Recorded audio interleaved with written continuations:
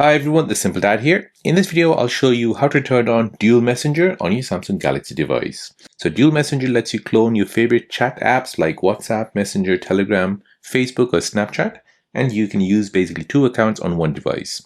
So if you've got one number for work and one for personal life, keep them separate but easy access. So let me show you how you can turn this feature on.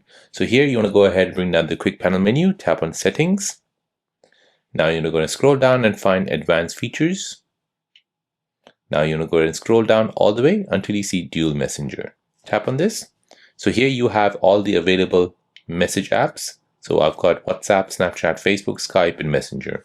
So here, let's say I have another Facebook account. I can go ahead and turn on Facebook, install that, read the disclaimer, confirm it. If I want to use a separate contact list, I can go ahead and turn this on. I can tap on next. If I don't want to, I'll go ahead and use my regular contacts. And now here, Facebook has been turned on. So a second copy of Facebook has been installed.